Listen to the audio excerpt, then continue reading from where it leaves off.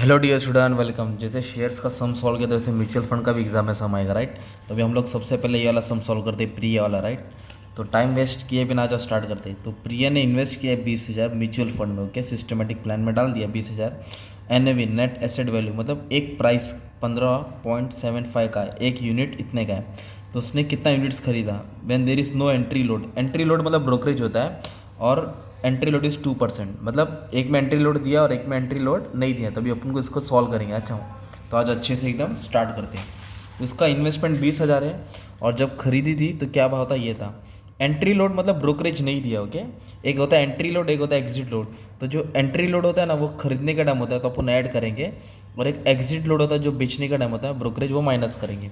तो सबसे पहले अभी हम लोग क्या करेंगे, एकदम सिंपल है। तो नंबर ऑफ यूनिट्स मतलब ये कोई बेसिक हो गया ना, दो क्वेश्चन पूछा है तो ये बेसिक हो गया। तो नंबर ऑफ यूनिट्स मतलब कितना क्वांटिटी खरीदा, तो ये 20,000 इन्वेस्टमेंट है। तो जो टोटल अमाउंट डाला है उसको डिवाइड करेंगे एक यूनिट से। किससे डिवाइड करेंगे, एक यूनिट से। तो 20,000 को एक के भाव से डिवाइड किया तो अपने को मिला इतना 1269.841। तो इतना क्वांटिटी उसने खरीदा कितने रुपए में, 20,000 में। और जब एक का प्राइस कितना था, 15.75। फिर उन्होंने क्वेश्चन चेंज किया, क्या बोला, when there is entry load, जब उधर एंट्री लोड होगा 2%, तो कितनी क्वांटिटी आएगी, 2% दिया इधर, देखो ना। तो इधर एंट्री लोड कितना दिया, 2%। और इन्वेस्टमेंट कितना था, 20,000, सेम क्वेश्चन है। और एन कितना था, 15.75। जब भी एंट्री लोड दिया रहेगा तो हमें क्या करना पड़ेगा, सबसे पहले क्या निकालेंगे, purchase price of one N एक का भाव निकालना पड़ेगा।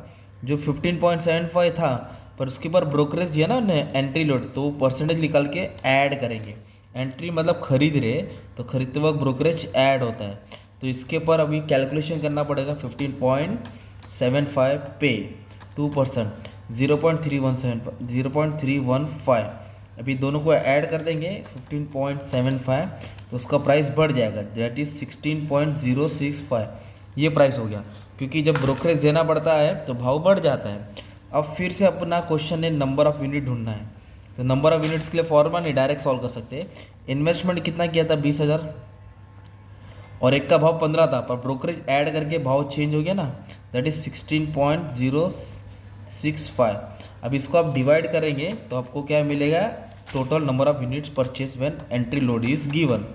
तो इसको इससे डिवाइड किया तो अपने को आंसर आया 1244.942। तो जब ब्रोकरेज नहीं था तो अपने को क्वांटिटी ज़्यादा मिली थी, देखो 69 मिली थी, 1269। अभी 1240, क्योंकि ब्रोकरेज प्राइस बढ़ जाता है तो क्वांटिटी कम होता है। तो एक ये सम तुम्हारा सॉल्व हुआ।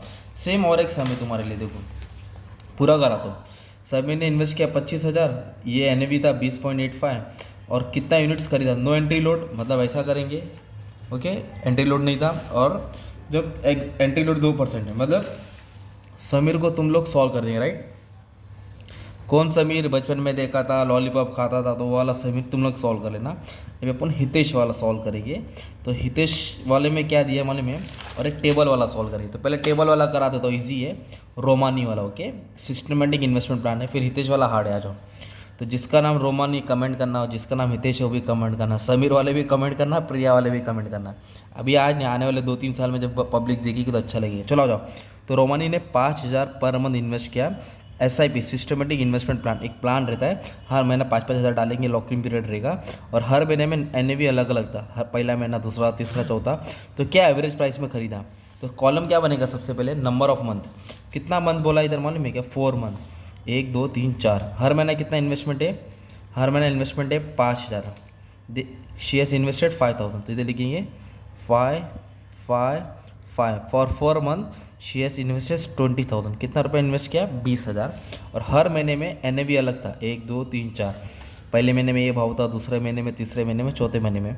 तो भी अपने को नंबर निकालने का, कभी भी नंबर निकालना है ना तो अपने को डिवाइड करना पड़ेगा, राइट। तो कैसे आएगा, ये 5,000 को इससे डिवाइड करेंगे तो फटफट करना पड़ेगा। 5,000 को डिवाइड करेंगे 12.42, तो अपने को क्वांटिटी मिला 402.576। फिर 5,000 को फिर से डिवाइड करेंगे 13.87, तो अपने को मिला 360.490 यूनिट्स। फिर 5000 को डिवाइड करेंगे 13.34, तो नंबर ऑफ क्वांटिटी उसने उस टाइम परचेस किया 374.125। फिर वापस से 5000 इन्वेस्ट किया और एन था 12.88, तो दैट इज़ 388.198, इतना क्वांटिटी आया।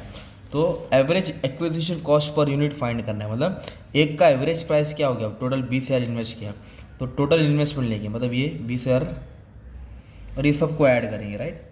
ये सबको ऐड करेंगे तो मैं रैंडमली ले लेता हूँ, 375 ले लेता हूँ, 360 ले लेता हूँ, 402 ले लेता हूँ रैंडमली। मान लो टोटल है 1525 समथिंग है, ठीक है।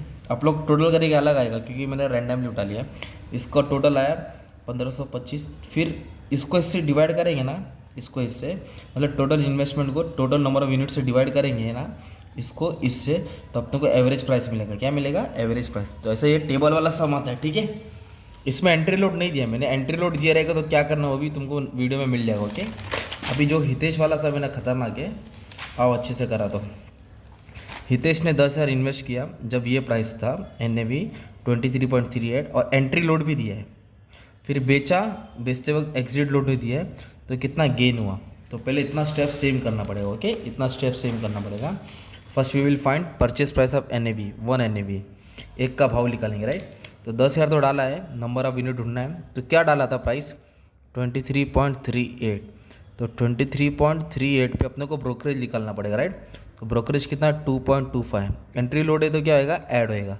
तो 2338 के ऊपर परसेंटेज निकालेंगे, 23.38 के ऊपर परसेंटेज आएगा 2.25, तो हुआ 0.52605।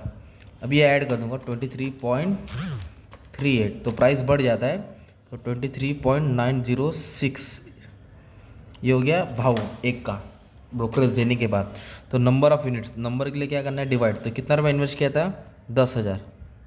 इन्वेस्टेड अमाउंट 10,000 और NAV कितना हो गया? परचेज प्राइस था ये, ब्रोकर निकाल के ये हो गया ना 23.906। तो इसको डिवाइड करेंगे तो अपने को नंबर ऑफ यूनिट्स मिलेगा। क्या मिलेगा? Units, quantity. तो 10,000 को डिवाइड किया 23.906, दैट इज़ 418.305। तो इतनी क्वांटिटी इसने परचेस किया। फिर परचेस करने के बाद क्या किया मालूम है? हितेश ने बेच दिया, सोल्ड कर दिया। क्या भाव में बेचा? 44.26। ऑब्वियसली फ़ायदा ही हुआ इसको, तो अभी बेच दिया ना, तो अमाउंट रिसीव से नहीं, तो बेचा तो कुछ तो पैसा आएगा। तो क्या भाव में बेचा? दिया है कितना? 44.26। ये सोल्ड है ना, इधर लिखा 44.26। पर क्या बेचा? अपनी यूनिट्स बेचा। तो कितनी यूनिट्स है इसके पास? 418.305। ये क्वांटिटी को ये रेट से बेच दिया।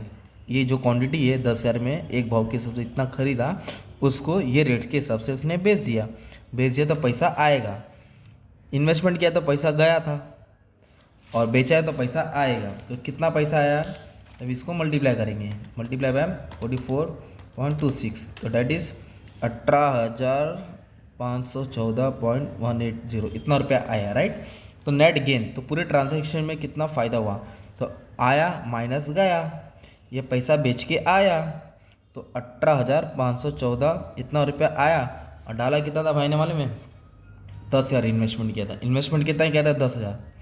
10,000 डाल के ये भाव के हिसाब से ब्रोकरेज दे के इतनी क्वांटिटी खरीदा, ये क्वांटिटी को ये रेट से बेचा, इतना रुपया आया।